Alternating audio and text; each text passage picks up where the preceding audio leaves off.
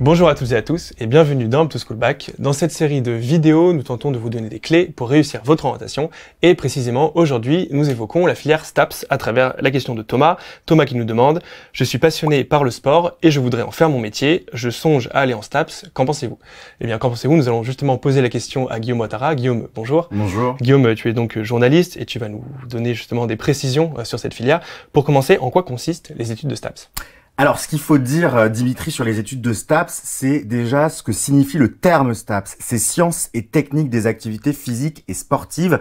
Et c'est ces deux mots qui sont très importants, science et technique. Ça veut dire qu'on va pas passer sa journée à améliorer son coup droit, à faire du sport, mais on va être dans un enseignement scientifique, dans un enseignement technique. On va avoir des disciplines comme de l'anatomie, de la biomécanique. On va aussi avoir des cours de sciences humaines et sociales, comme de l'histoire ou de la socio. Et puis, bien sûr, on va avoir des cours d'activité physique, mais là aussi c'est différent. On va pas passer sa journée sur des terrains de handball.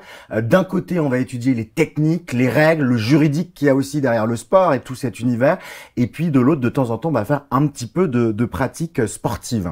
D'accord, donc n'en déplaise à Thomas, il n'y a pas que du sport en STAPS. Et non, et c'est ce qui désarçonne beaucoup de lycéens chaque année qui se retrouvent dans des filières de STAPS. C'est pas des cours de PS tout le temps, c'est de la science, c'est de la technique, c'est de la bio, c'est de l'anatomie.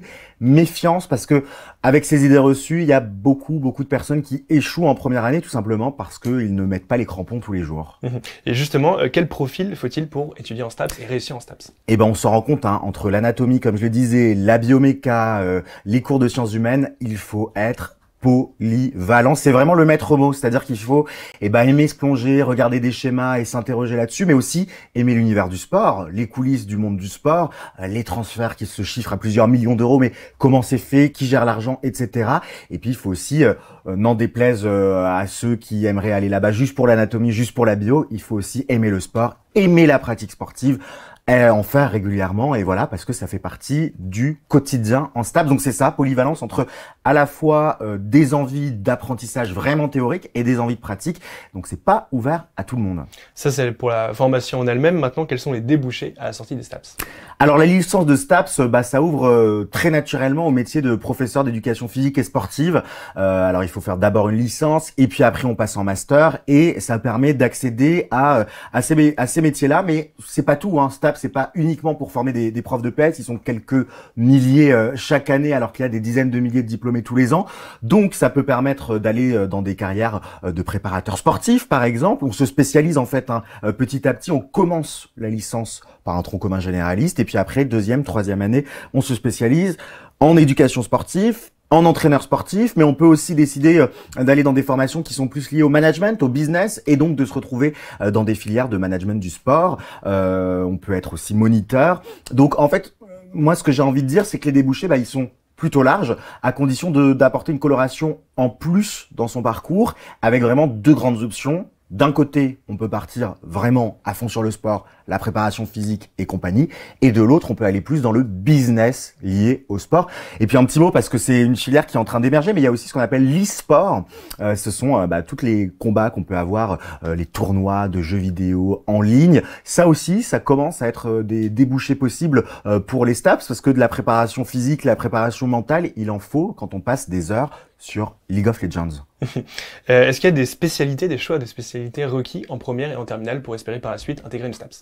Ce qu'il faut absolument, et on l'a dit, vu qu'il y a beaucoup de techniques et de sciences, c'est garder l'enseignement de sciences de la vie et de la terre. Ça, c'est très important.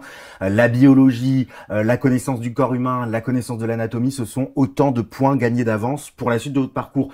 Ensuite, j'ai envie de dire que vous êtes plutôt libre. Alors effectivement, gardez peut-être des enseignements comme la physique-chimie ou les maths pour le côté scientifique, mais comme il y a aussi des sciences humaines et sociales, ça peut être intéressant de prendre humanité, littérature philo, histoire même, ou sciences économiques et sociales, si vous êtes plutôt intéressé par le côté business.